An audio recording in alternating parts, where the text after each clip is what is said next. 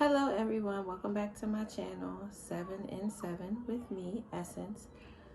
We are talking about the fourth trimester and the ups and downs, highs and lows that comes along with that we do not get to have much dialogue about, or that a lot of women don't feel comfortable opening up or understanding what's happening, what's going on with them.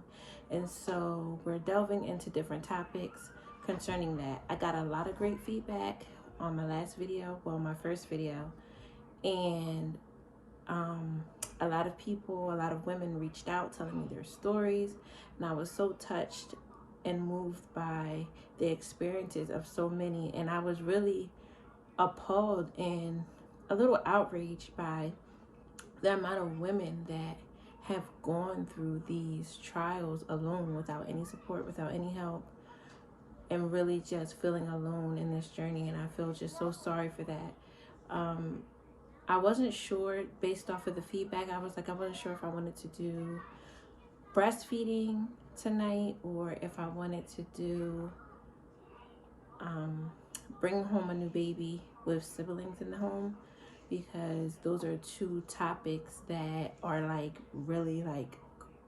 they really hit home for me. And also I was getting a lot of feedback concerning those main two topics from a lot of the women that reached out. So I think what I may do, I'm not sure, because it's bedtime, it's pump time, it's all of that time. So I want to make this as quick as possible, but I may do 2 videos tonight, just to be able to get the information out there and get the dialogue going. But we will see. I'm going to try to keep the videos in and of themselves short, because I know as moms, dealing with a busy schedule, dealing with children, just trying to find time for yourself, watching long drawn out videos it's not it. So we're going to get right into it. I'm going to talk about bringing home a new baby with siblings in the home. And I'm like a great person to talk about this, right? Because I have children in my home of like almost like in every age bracket except for an actual teenager. We have 2 11-year-olds, I have a 7-year-old, a 6-year-old, a 5-year-old, and a 2-year-old. So with all of those ages come different responses. And the 2 11-year-olds, one's a boy and one's a girl. So it's like really amazing seeing the different responses to Sevyn coming home. Overall, everybody was overjoyed, right?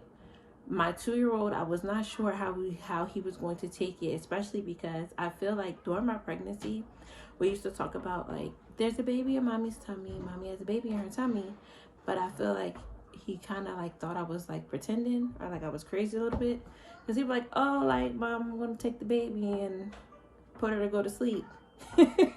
And he's like pretending to walk around with a baby, and I'm like, no, she's still in my tummy.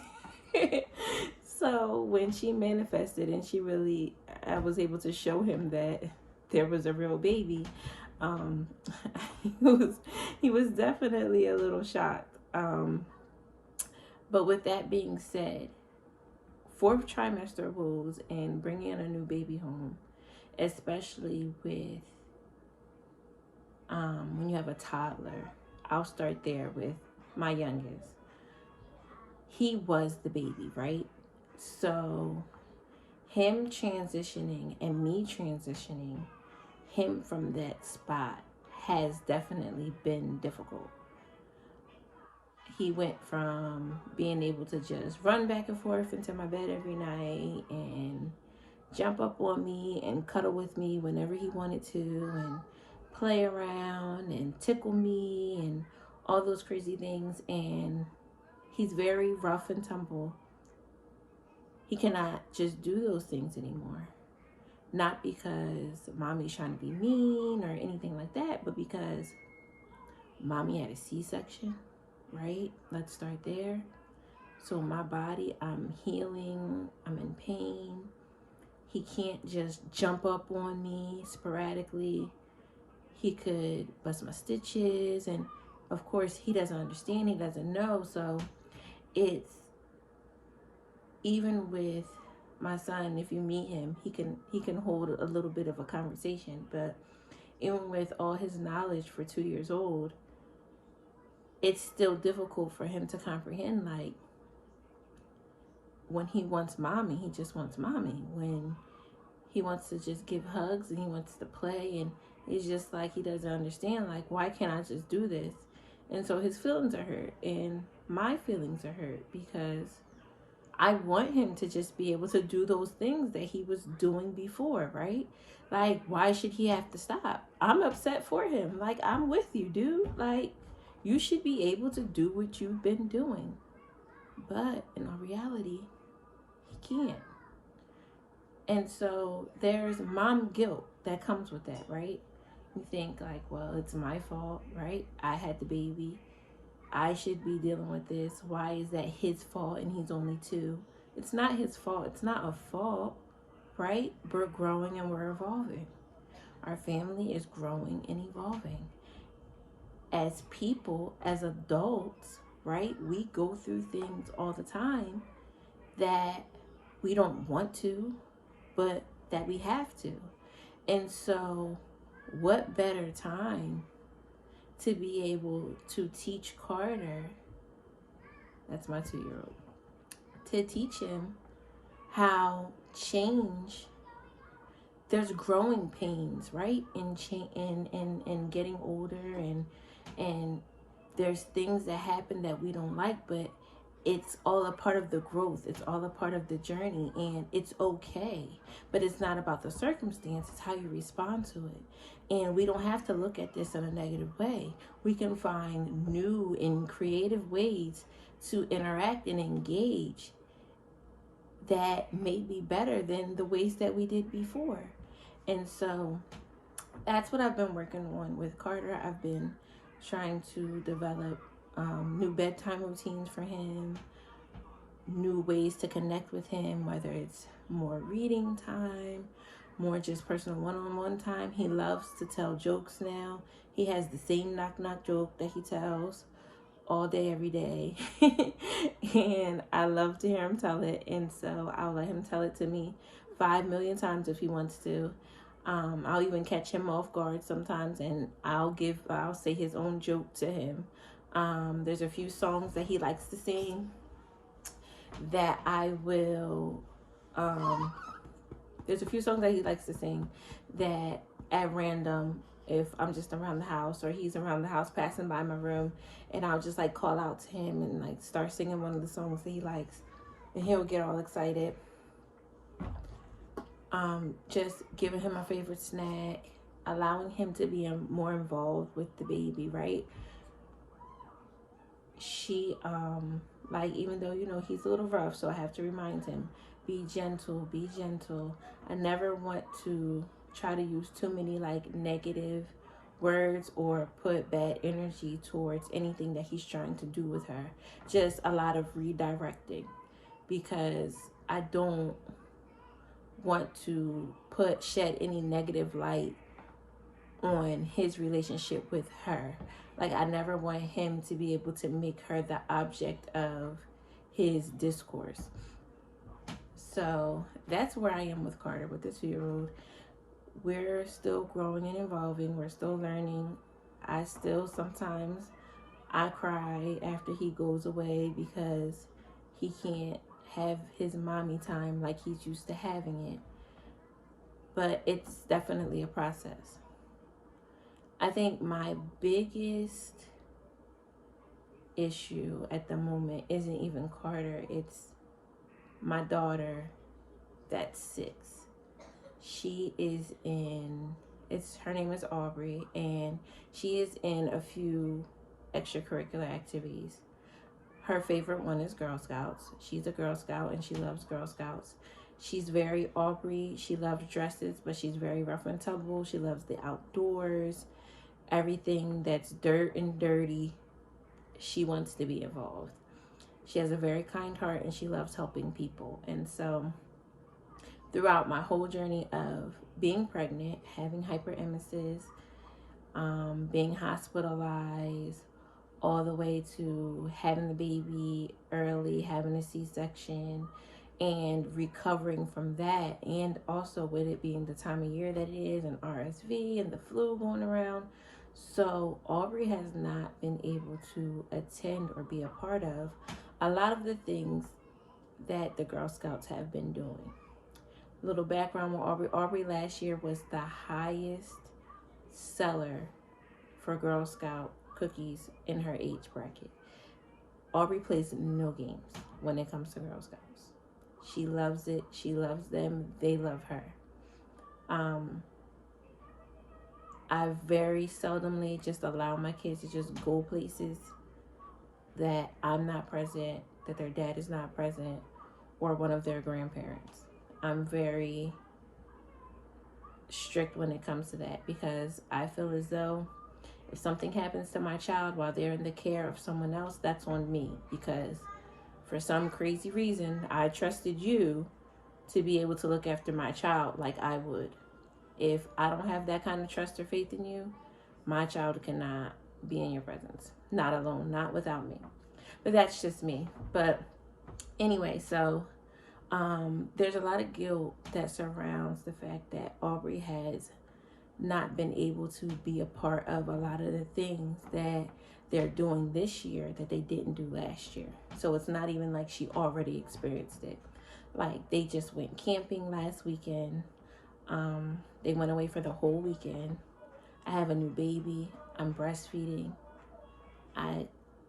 That was something that there was just no way getting around it.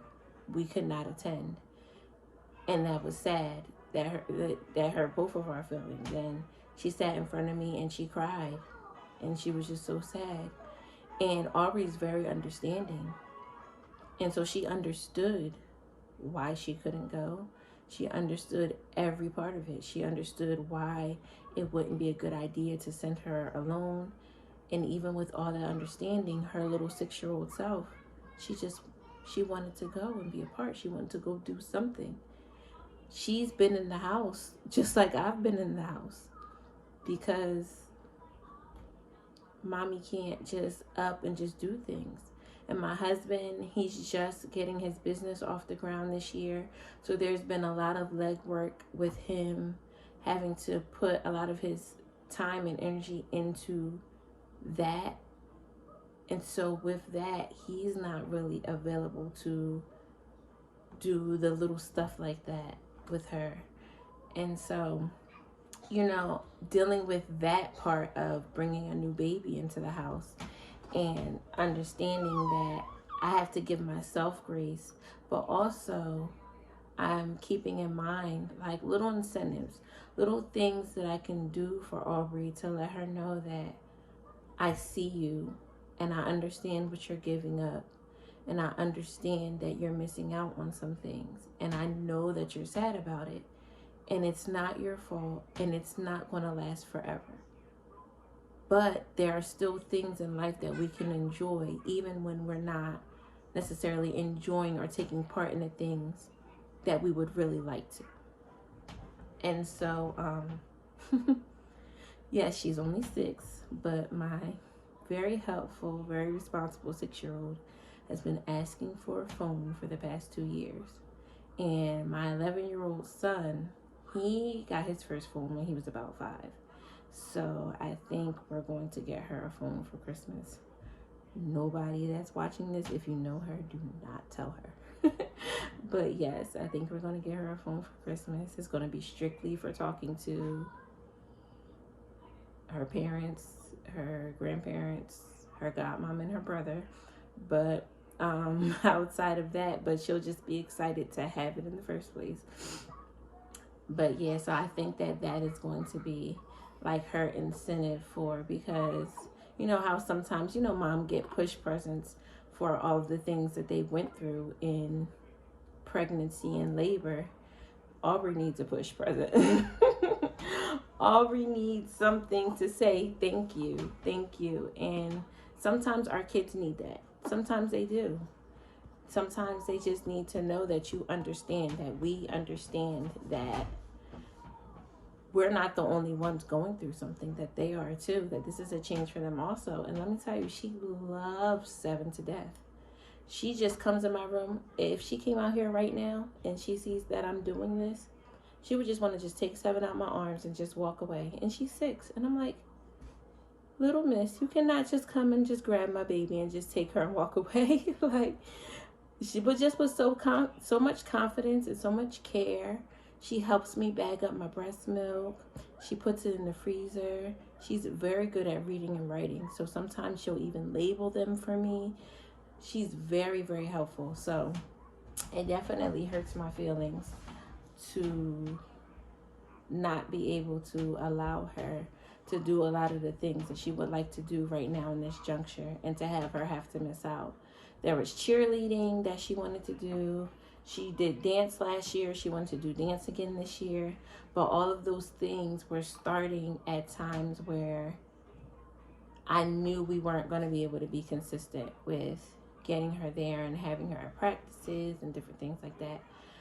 So just because of when Sevyn's due date was and all those things. So outside of Carter and Aubrey, everybody else has pretty much just taken right to Sevyn. They love her. They want to be a part. They want to be helpful. There's not really any negative behaviors or negative attitudes surrounding her. Everybody wants to help. Everybody wants to do something. And trust me, I know that right now she's new. So it's like, it's only because she's new that a lot of them are like this. But it does help with the mom guilt of like, oh my God, I brought another baby in the house. My son Baron, he just turned 5 in October.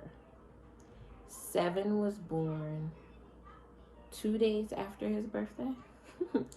I was so afraid that she was going to be born on his birthday and that he wasn't going to like that. But it was so funny. She was born 2 days after his birthday, and he was like, she should have just been born on my birthday because we could have shared a birthday party. And I thought that that was so cute, and it was like kind of refreshing, and it lifted a burden off of my shoulders, because sometimes we do that as parents, right? Sometimes we make up these stories or things in our head, perceptions. We make up things that we think that other people are thinking in these wild scenarios.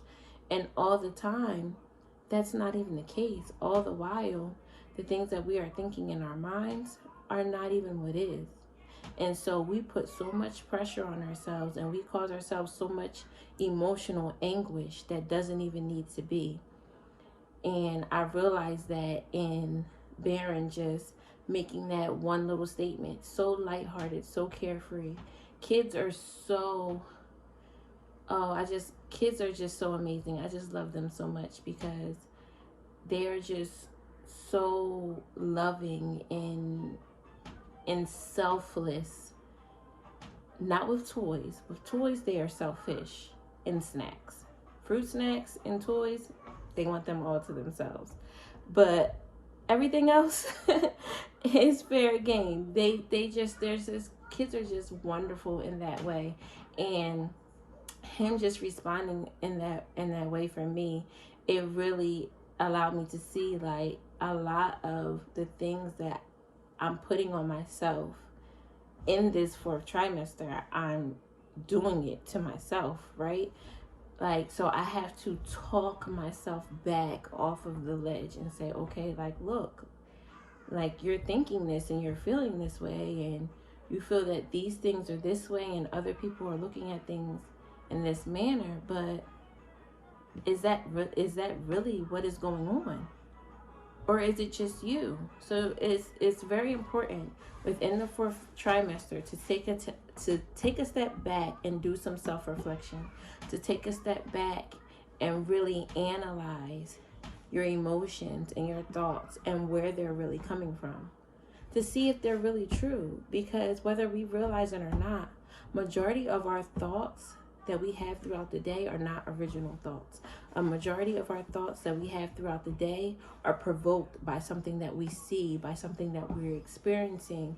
They're not original thoughts. They're not really our own.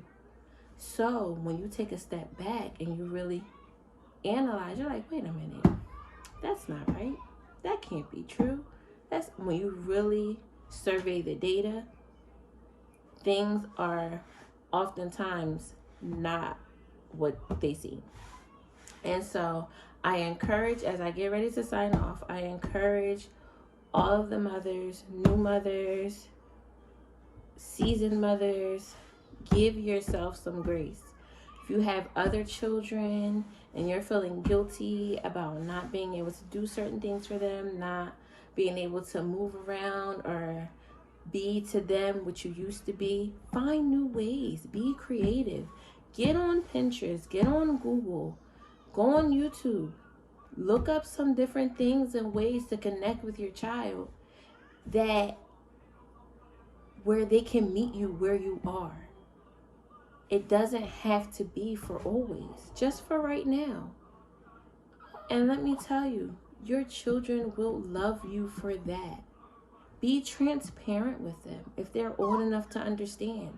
That doesn't mean that they won't still, you won't still face some disappointment or that there still won't be some tears. But at the end of the day, you guys will be able to overcome that together. And it won't just be so one-sided, or it won't seem like everything is about you, the parent, and them, the child, is off on the wayside, or they're getting put on the back burner. Because that's the furthest thing from the truth. Our children, I know, they're always on the forefront of our mind. And that's why we go through all of the things that we go through in the 4th trimester. Our emotions and our mental, everything's all just mushed up and mixed up, and we don't know how to keep all those things organized and in place. Give yourself grace, please.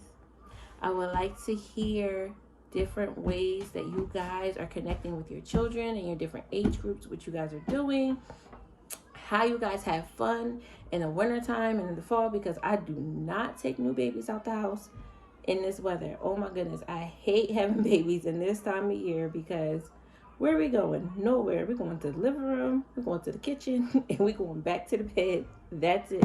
So I definitely would like to know how you guys keep things interesting inside the house for the children, for yourself.